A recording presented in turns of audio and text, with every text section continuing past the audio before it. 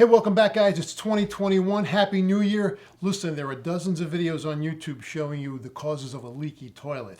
Well, in this video, I'm going to show you 4 of the most common causes, but I'm also going to show you the 5th ever-eluding reason why your toilet's leaking. That's even after you changed everything inside the toilet tank and you're scratching your head, pulling your hair out, wondering what the hell is going on, what could be leaking. Well, stick around to the end of this video and you're going to find out. All right, guys, the number one reason, or at least the number one thing I look at when I go in on a toilet that's leaking complaint is the flapper. I'm going to start at the flapper. It's the easiest place to start. And what you're going to want to do, depending upon the manufacturer of the toilet, you're going to reach in there, you're going to unclip the tabs of the flapper, and you want to inspect the bottom of the flapper. Oftentimes, these things often get worn over here. They get spongy. They get all out of whack. They'll be all out of round, and they will cause the water to leak. And a simple way to test for this is simply to go out and get some food coloring, put a few drops inside the toilet tank, your color of choice. I personally am a blue type of guy.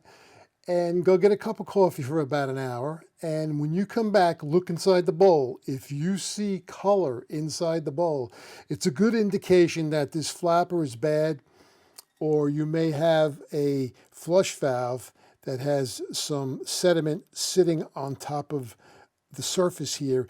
And you can, try to get some light sandpaper and sand that away. Or if it's plastic, you can wipe it away. But if it's a brass flush valve, you may have to get some a light grit sandpaper, sand that off. Oftentimes I find a lot of flappers will leave their rubber residue on the surface of the flush valve. And that, in conjunction with a bad flapper, will cause the toilet to leak. But the dye test is actually a good way to find out if your flapper is leaking.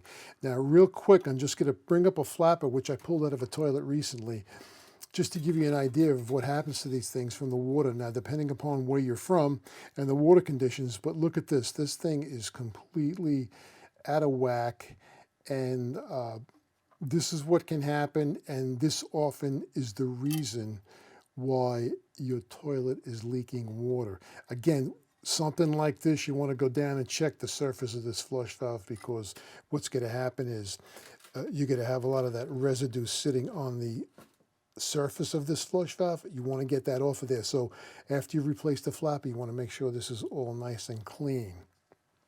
Now, in relating to flappers, when you put the new flapper in, after you make sure this is all clean down here on the bottom, and you clip your new flapper on here, you want to make sure your chain is adjusted accordingly. You don't want too much slack. You don't want not enough slack, because that'll cause problems. And I like to get just enough to where it lifts off the bottom of the flush valve without having to, hang up, so to speak. Now, what I'm looking at here in this one here, I see it's a little tight. So what you can do is one by one, you will go link by link, and you can adjust accordingly. So you just basically got to lift it off. And then I will back up a link, and now I feel it's comfortable to where it's actually lifting off the seat. It's pulling it up, and there's not too much access. A thing I find often, some of these flappers come with extremely long chains, and after the toilet flushes, I find the chain drops down and gets caught underneath the flapper here, causing water to leak through. So you want to make sure you don't have too much chain.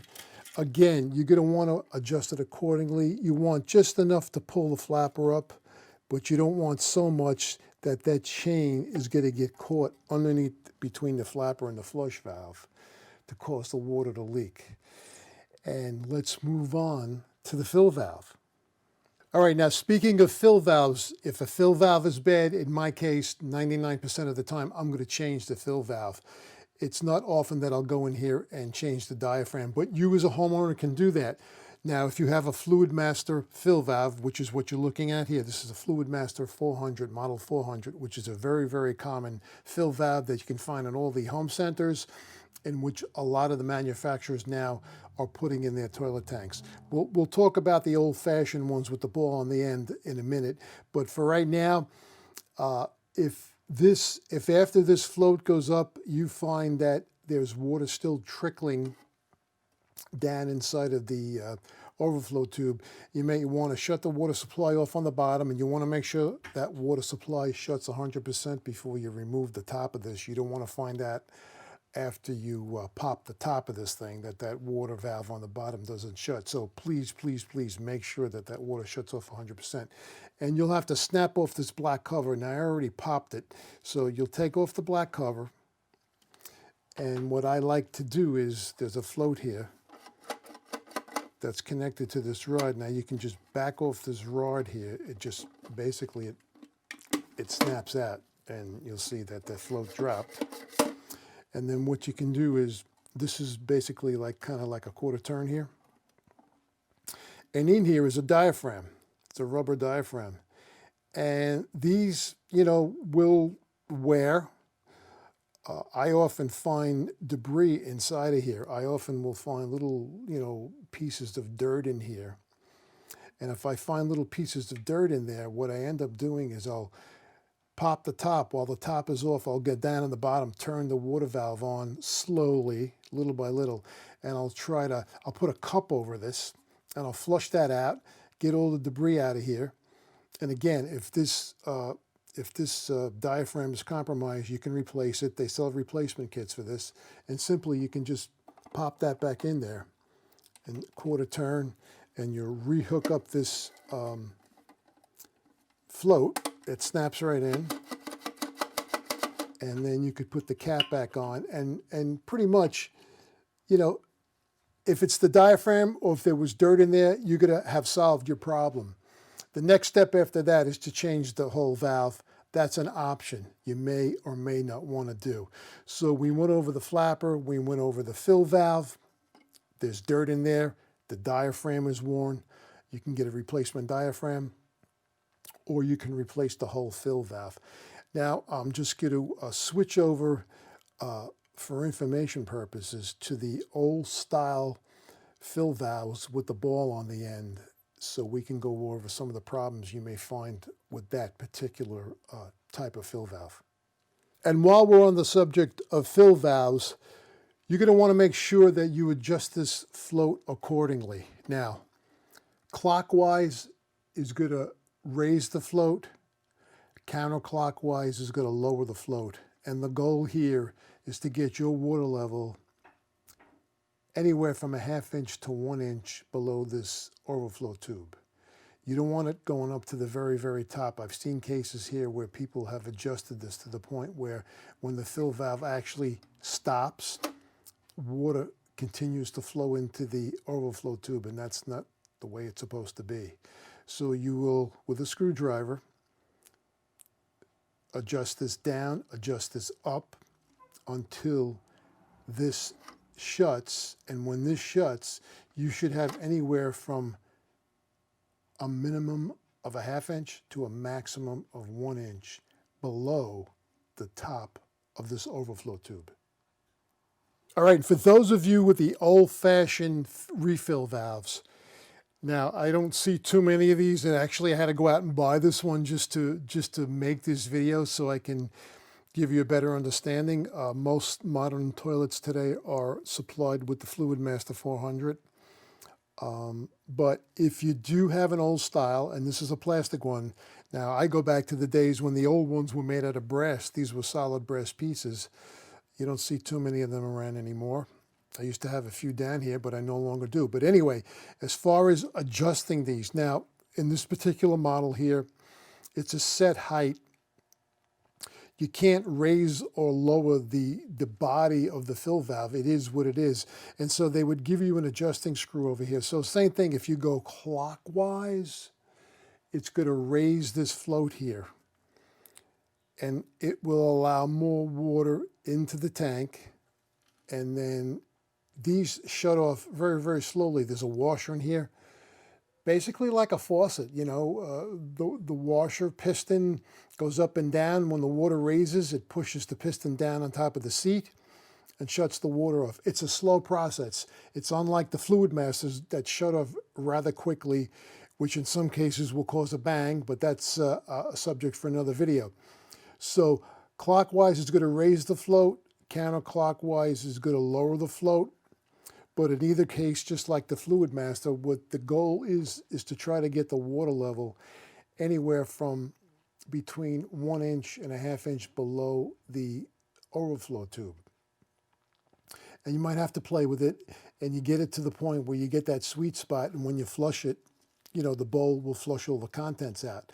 Now, sometimes these screws don't work, or they're so stuck on there, in particular on the brass models, that in the old days, which is where I came from, we used to just bend the rod up. So if you bend the rod up, you'll allow more water in the tank. If you bend the rod down, it's going to close sooner and you're not going to have as much water in there. But in either case, the goal is between 1 inch to a half inch, or a half inch to 1 inch on the refill tube. And that's all going to depend on the manufacturer of the toilet, how big the tank is in relationship to the bowl. You know, I come from a place where toilet tanks originally that hung on the wall were 5 gallons of water. Then, you know, we went to the 3.5 gallon toilet tanks. Then we evolved to the 1.6. And now we're at the point where it's 1.28 gallons. So you're going to have to play with this. In either case, most of the manufacturers have the exact amount of water dialed in that you're going to need to get the bowls to flush. So, you know, this video is not about all the possibilities. This video is just about the things to look for if your toilet is running. And again, you're going to want to look at the flapper. You're going to want to look at the surface of the flush valve. You're going to want to look at this chain, that this chain is not too long and it's getting caught between the flapper and the flush valve. You're going to want to look at the fill valve. You're going to want to make sure inside here the diaphragm is good. There's no dirt accumulating inside the top of here. You know, I don't go through the troubles to dismantle these any longer to see if dirt's in there. Frankly, it's easier for me and quicker for me just to change the fill valve. So these are the points you want to look at. You can use the dye test, which is always a good indicator of if the flapper's leaking on you.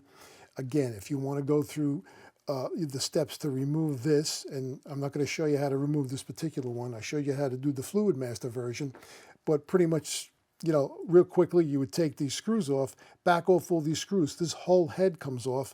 Inside of here is a diaphragm, is a rubber diaphragm. There's a seat, and sometimes you'll see little pieces of debris. You'll see some pebbles. Again, if that diaphragm developed a leak, you can change the diaphragm. I think it's much more cost-friendly and cost-effective to change the whole fill valve. Now, stand by, and I just want to go over the probably biggest reason you hear water trickling in the bowl after you replaced everything. I've had people replace the refill valve, they put a new flapper in, they've actually taken the flush valve out, took the tank off, put a new flush valve in, and put everything back together again, and they still hear this trickle, and they're going, what's going on? I just can't take it anymore. And I will show you what that is in this next clip. All right, kids, and finally, here it is.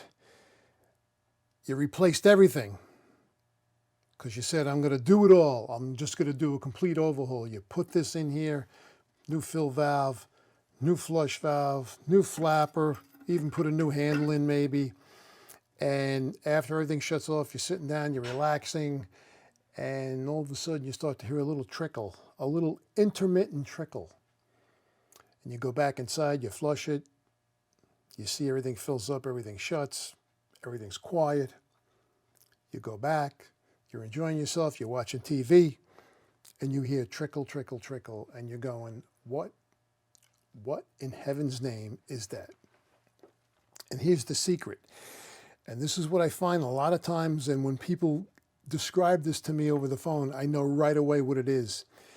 And the big secret here is, drum roll please, the refill tubes are shoved down inside of the overflow tube. And what does that do? Bear in mind, when these things bring water into the tank, they bring it in from the bottom here. So if you actually watch this from a point to where the tank is down empty, the water enters the tank at the bottom and rises. As it rises, it pushes the float up.